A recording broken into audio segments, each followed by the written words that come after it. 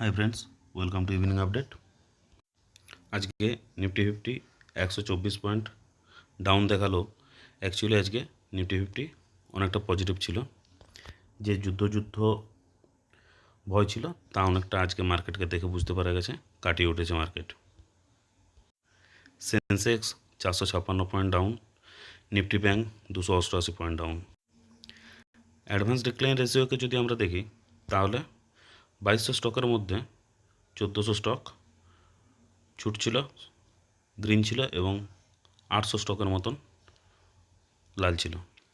মানে প্রতি দুটি স্টকে একটি স্টক নিচে নামছিল। এবার আসি আজকে এফআইআই ডিআইআই সেলিং। আজকে যদি দেখা যায় তাহলে এফআইআই মোট সেলিং করেছে 4468 কোটি, এবং সেখানে ডিআইআই বাইং করেছে 2040 কোটি। এবার আমরা চার্ট থেকে বুঝব। দেখা গেছে নিফটি ব্যাংক যদিও 47,300 থেকে শুরু হয়েছিল, তবুও সেখান থেকে আপমুভ নিয়ে 47,598, মোটামুটি 47,600 কাছে শেষ করেছে। 2 দিন অনেকটা পড়ার পর আজ নিফটি ব্যাংক অনেকটা স্বস্তি দেখিয়েছে। আশা করি বন্ধুদের সকলের আজ পোর্টফোলিও পজিটিভ গেছে। তোমরা কমেন্ট করে জানিও কার পোর্টফোলিও আজকে কেমন পারফরমেন্স করেছে। নিফটি ফিফটিকে যদি দেখা হয় তাহলে দেখব নিফটি ফিফটিও 22,100 টাচ করে মোটামুটি ওপর দিকেই উঠেছে, 22,177 বা 22,200 মতো। লাস্ট দুটো সিজন যেভাবে নিফটি ব্যাংক পড়েছিল, নিফটি ফিফটি পড়েছিল, তার থেকে আজকে অনেকটা স্বস্তি দিয়েছে। তাই আজকে যদিও ডাউন দেখাচ্ছে, কিন্তু আজকে অনেকটা পজিটিভে নিফটি ফিফটি শেষ করতে পেরেছে। মনে হচ্ছে মার্কেট আজকে মোটামুটি নিজের নেগেটিভ যে ভাইব তৈরি হয়েছিল গত 2-3 দিন ইরান এবং ইসরায়েলের যুদ্ধের কারণে, তা আজকে অনেকটা কাটিয়ে উঠেছে। যদি আমরা দেখি টপ গেনার্স অফ দ্য ডে, তাহলে আমরা এইচআর মোটরস, ডিভিজিলার, টাইটান কোম্পানি, হুল যদিও 52 উইক লোয়ে চলছে, হুলে এখন অনেক বেশি বাইং অপরচুনিটি চলছে। কিন্তু বন্ধুরা, আপনারা আপনাদের রিস্ক বুঝে আপনাদের ফিনান্সিয়াল অ্যাডভাইসারের সাথে আলোচনা করে বাই করতে পারেন। আমরা যদি দেখি এখানে টপ লুজার্স কোম্পানির মধ্যে বেশিরভাগই আজকে আছে IT company, Infosys, LTI, tech Mahindra, Wipro, এবং দুটি ফিনান্স কোম্পানি আছে, ইন্ডাস্ট্রি ব্যাংক, বাজাজ ফিনসার্ভ। বেশ কিছু দীর্ঘদিন ধরে আইটি কোম্পানিতে লাগাতার নিচে আসছে, এবং আমার মনে হয় এইবার আইটি কোম্পানিগুলোতে আমরা কিছুটা বাইংয়ের সুযোগ পাব। গ্লোবাল ইন্ডাস্ট্রিজ এখন যা আছে তাতে দেখা যাচ্ছে ডাউ জোন্স পজিটিভেই আছে। তাহলে আজ যদি ডাউ জোন্স নাসদাক পজিটিভে শেষ করে, নাসদাক সেভাবে কোনো রকম নেগেটিভে নেই, 5.96 যদি না, এবং গিফট নিফটিও পজিটিভ আছে। আজ যদি ডাউ জোন্স নাসদাক পজিটিভে শেষ করে, তাহলে আমরা আগামীকাল রামনবমীর দিন সকলকে রামনবমীর শুভেচ্ছা। আগামী পরশু দিন মার্কেট খুলবে, আমরা আগামী পরশু মার্কেটে পজিটিভ কিছু দেখতে পেতে পারি, বাইং। যাই হোক, গতকালের ভিডিওতে আমি বলেওছিলাম এই যুদ্ধ বেশি দিনের নয়, আশা করা যাক। কারণ এখনকার দিনে 1945 সালের মতন আমার যেটা নিজের মত, ওই ধরনের ফুল ফ্লেজ যুদ্ধ হবে না। যেটা তৃতীয় বিশ্বযুদ্ধ করে রব তোলা হয়েছিল, এই ধরনের কোনো সম্ভাবনাই এখনকার দিনে সম্ভব নয়।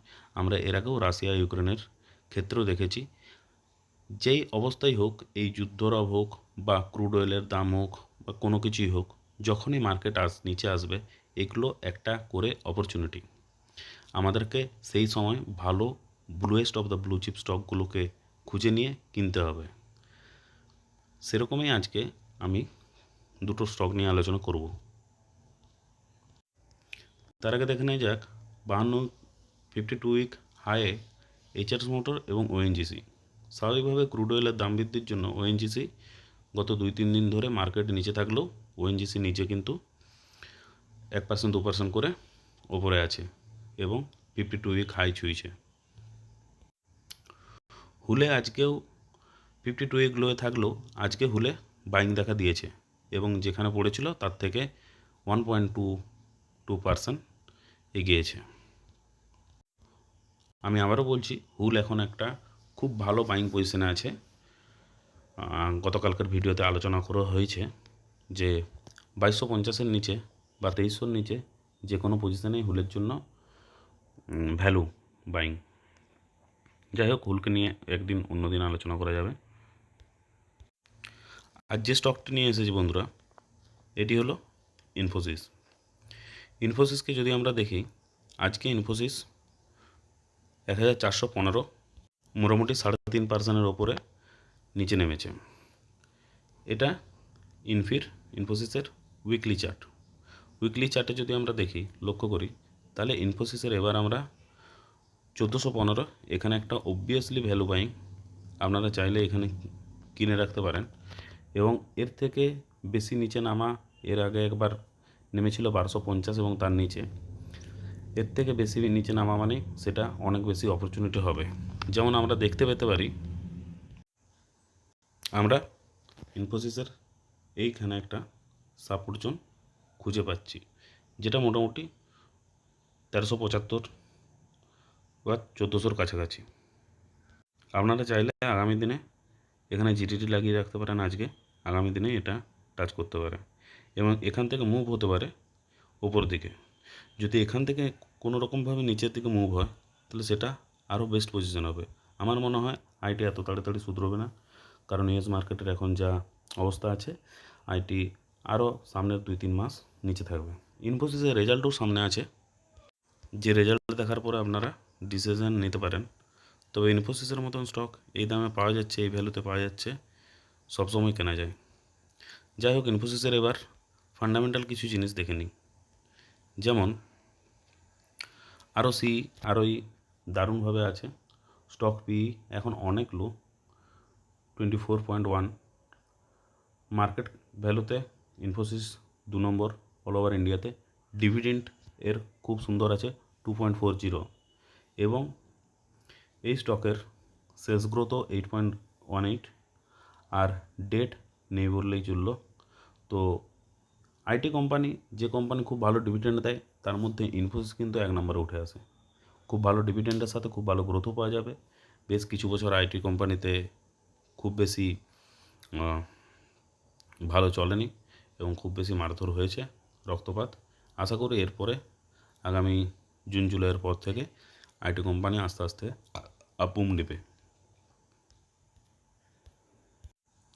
আমরা যদি ইনফোসিসের পি রেশিও দেখি, তাহলে ইনফোসিসের পি রেশিও এখন 26.4 হচ্ছে মিডিয়ান এবং এখন 24.1। ইনফোসিসের এই চার্ট আর্নিং পার শেয়ারের। এবং বন্ধুরা, আমি একটা পরামর্শ দেবো আপনাদেরকে, যখনই কোনো স্টক দেখবেন তখনই স্ক্যানার গিয়ে, আমি এটা স্ক্যানার থেকেই দেখেছি এবং এটা একটা খুব ভালো ওয়েবসাইট, যেখানে ফ্রি, শুধুমাত্র কোনো পয়সা ছাড়াই লগ ইন করে অনেকটা কিছু ফান্ডামেন্টালি ডিটেলস দেখা যায়। আর্নিং পার শেয়ার যে স্টকের সবসময় ওপর দিকে যাচ্ছে, সেই ধরনের স্টককে যদি কখনো খুব ভালো ভ্যালুতে পাওয়া যায় তাহলে অবভিয়াসলি কিনবেন। যেমন এইখানে ইনফোসিস, এই জায়গাতে ইনফোসিস এসেছিল 1250-এর নিচে এবং খুব ভালো সুযোগ ছিল ইনফোসিসে কেনার। আরও আসছে ইনফোসিস এবং আমার মনে হয় এটা একটা দারুণ অপরচুনিটি হয়েছে। হ্যাঁ, লামসাম একেবারে দেওয়ার প্রয়োজন নেই, আপনারা ধীরে ধীরে ইনস্টলমেন্টে কিনতে পারেন। যেমন আপনার যদি টোটাল 20,000 টাকার কিনতে হয়, তাহলে হয়তো এখন 10,000 টাকার কিনলেন, আরও 50 টাকা নামার পর, মানে 1350 বা 1350-এর নিচে আরও 5,000 টাকা, এবং 1300-তে আরও 5,000 টাকার, এভাবেও করতে পারেন। কারো অ্যামাউন্ট বেশি থাকলে অবভিয়াসলি আমি 20,000 টাকা দিয়ে উদাহরণ দেখালাম। ইনফোসিস 20,000 টাকা ইনভেস্টমেন্টের জন্য নয়, এখানে অন্তত 70, 80, 1 লাখ। আমি মিডিয়াম যারা আমরা শেয়ার মার্কেটে ইনভেস্ট করতে শুরু করেছি, যারা কোথাও কিছু জব করি বা চাকরি করি বা অন্য কোথাও কাজ করে কিছু টাকা শেয়ার মার্কেটে ইনভেস্ট করছি, তাদেরই কথা বলছি। বড় বড় ব্যবসায়ীরা তো বা ইনভেস্টাররা তো অনেক বেশি ইনভেস্ট করবেন। তো যাই হোক, এখানে ইনফোসিসকে এখানে খুব ভালো প্রাইসে পাওয়া যাচ্ছে। আপনারা কিছুদিন ওয়েট করে যেতে পারেন, ইনফোসিসের রেজাল্ট সামনের সপ্তাহেই আছে।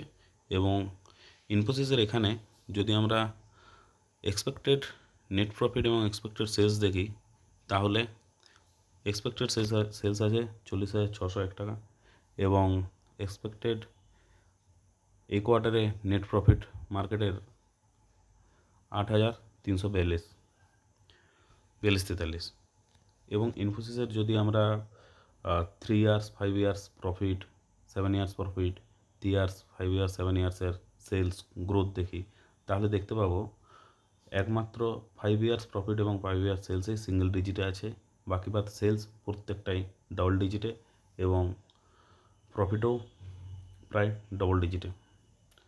তো এখান থেকে আইটি কোম্পানি ইন্ডিয়াতে যেগুলো আছে তার মধ্যে টিসিএস, ইনফোসিস এবং এইচসিএল টেকনোলজি, এই তিনটে আমার খুব বেশি প্রিয়। তো আপনারা চাইলে সবসময় যে প্রতিটা আইটি কোম্পানিকে কিনে রাখতে হবে তা নয়, কিন্তু খুব ভালো যেমন ইনফোসিস এবং এইচসিএল টেকনোলজি, এখানে ইনভেস্ট করতে শুরু করতে পারেন, কারণ দুটি খুব ভালো পিইতে পাওয়া যাচ্ছে। টিসিএসের থেকেও কম 24.07 এবং 25.54।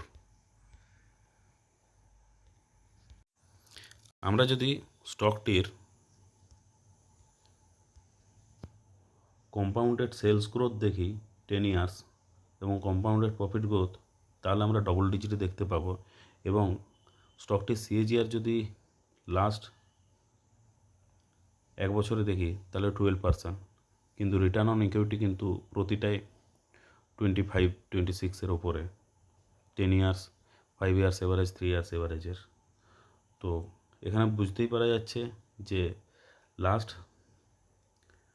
ইয়ারে যে পরিমাণে সেলস এবং যে পরিমাণে প্রফিট হয়েছে, তার জন্যই এখনও এই কোম্পানিগুলোকে এত নিচে পাওয়া যাচ্ছে, নচেত এই কোম্পানিগুলোকে এত নিচে পাওয়ার কথা নয়।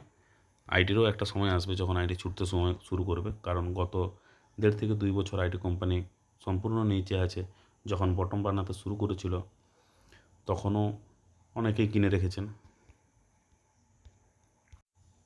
ধন্যবাদ বন্ধুরা, ইভিনিং আপডেটে আজকে এতটাই।